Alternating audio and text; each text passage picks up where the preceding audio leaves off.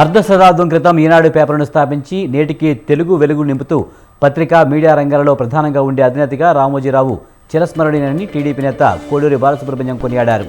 Ramoji media ద్వారా దేశం గర్వించదగ్గ ఎడిటర్గా పేరు ప్రఖ్యాతులు సంపాదించారన్నారు. అనంతరం రామోజీరావు చిత్రపటానికి పూలమాల వేసి నివాళులర్పించారు. రామోజీరావు సేవలు చిరస్మరణీయమని అన్నారు. అనంతపురం జిల్లా మాజీ పరిషత్ చైర్మన్ పోల నాగరాజు రామోజీరావు మరణం బాధాకరమని అన్నారు. ప్రజలను చైతన్యవంతులను చేసేందుకు ఎంతో కృషి చేశారన్నారు. ఆయన ఆత్మకు శాంతి కలగాలని తెలిపారు. ఆయన మృతి పట్ల ప్రగాఢ సంతాపం తెలియజేశారు. తిరుమల శ్రీవారిని తెలంగాణ ఎంపీ గడ్డం వంశీకృష్ణ, ఎమ్మెల్యే గడ్డం వివేక్ వెంకటస్వామి కుటుంబ సమేతంగా స్వామివారిని దర్శించుకున్నారు. దర్శనానంతరం మొక్కులు చెల్లించుకున్నారు. దర్శనానంతరం రంగనాయక మండపంలో వేద పండితుల వేదాశీర్వచనం చేయగా ఆలయ అధికారులు పట్టు వస్త్రాలతో సత్కరించి తీర్థ ప్రసాదాలు అందజేశారు. పార్లమెంట్ ఎన్నికల్లో గెలిచిన తర్వాత స్వామివారి ఆశీర్వాదం కోసం వచ్చారన్నారు. తిరుమల శ్రీవారిని పలువురు ప్రముఖులు దర్శించుకున్నారు. వీఐపీ విరామ సమయంలో ఎంపీ మాగుంట శ్రీనివాస్, గంటా రవితేజ వేరువేరుగా దర్శించుకున్నారు. వారికి ఆలయ అధికారులు స్వాగతం పలికి దర్శనం ఏర్పాటు చేశారు. శ్రీవారి ఆశీస్సులతో రాష్ట్రాన్ని కాపాడిన చంద్రబాబుకు కృతజ్ఞతలు తెలిపారు. పశ్చిమ గోదావరి జిల్లా పెనుకొండలోని నక్షత్ర వెంకటేశ్వర స్వామి ఆలయానికి భక్తులు పోటెత్తారు. శనివారం పర్వదినం కావడంతో భక్తులు అధిక సంఖ్యలో తరలివచ్చారు. స్వామివారి ఆలయంలో 15 సంవత్సరాల క్రితం ఒక వరాహం గుడి చుట్టూ తిరిగి స్వామివారికి ప్రదక్షిణ చేయడం అది కాస్త సంచలనంగా మారింది. జయశంకర్ భూపాలపల్లి జిల్లాలో మృగశిర కార్తెలో ఓ పండుగ వాతావరణం నెలకొంది. డిమాండ్కు అనుగుణంగా వ్యాపారులు సైతం పెద్ద ఎత్తున చేపలను దిగుమతి చేస్తున్నారు. మృగశిర కార్తె రోజు చేపలు తినడం ఆనవాయితీ. గతేడాదితో పోల్చితే జిల్లాలో 50 నుంచి 100 టన్నుల చేపలు అమ్మవచ్చునని వ్యాపారులు తెలిపారు. నాంపల్లి ఎగ్జిబిషన్ మైదానంలో చేప ప్రసాదం పంపిణీలో విషాదం జరిగింది. క్యూలైన్లో నిలబడ్డ ఓ వ్యక్తి తోపులాటలో సమస్యలు పడిపోయారు. నిజామాబాద్కు చెందిన వ్యక్తిగా గుర్తించారు. స్థానికుల సహాయంతో స్థానిక కేర్ ఆసుపత్రికి తరలించారు. దీంతో ఆసుపత్రిలో చికిత్స కోసం పొందుతూ మృతి చెందాడు.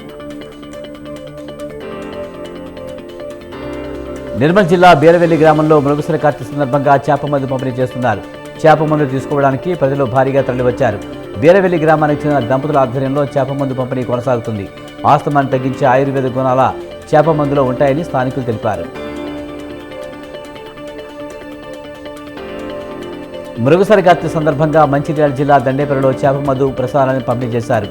మండల కేంద్రంలోని చెందిన రంగసాయి ప్రేమరాజ్ భూలక్ష్మి దంపతుల ఆధ్వర్యంలో 15 ఏళ్లుగా కొనసాగుతుంది.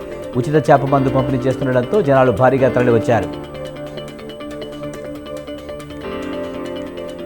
హైదరాబాద్లో ఒక్కసారిగా వాతావరణం మారింది. ఉస్మానియా యూనివర్సిటీ, నాచారం, మల్లాపూర్, హబ్సిగూడ, లాలగూడ పరిసర ప్రాంతాల్లో మోస్తరు వర్షం కురిసింది. దీంతో పలు లోతట్టు ప్రాంతాలన్నీ జలమయమయ్యాయి.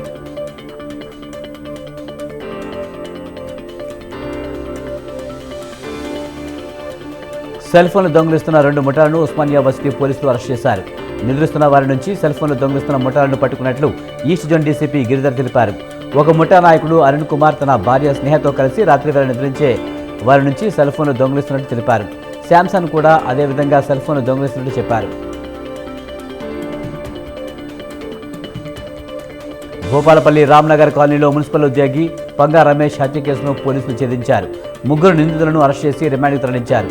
అప్పు ఇచ్చిన డబ్బులు తిరిగి ఇవ్వలేదనే తోడలుడు దొంతు మల్లేష్, అతని కుమారుడు నాగరాజు, దండు జితేందర్తో కలిసి హతమార్చినట్లు పోలీసులు చెప్పారు. పార్ట్ టైం జాబ్ పేరిట కామారెడ్డికి చెందిన శ్రీకాంత్ నుంచి సైబర్ కేటిగాళ్లు 9,79,000 రూపాయలు కొట్టేశారు. శ్రీకాంత్కు పార్ట్ టైం జాబ్ ఆఫర్ చేసిన కేటిగాళ్లు టాస్క్లు ఇచ్చి విడతల వారీగా తమ ఖాతాల్లోకి డబ్బులు వేయించుకున్నారని సీఐ చంద్రశేఖర్ రెడ్డి తెలిపారు.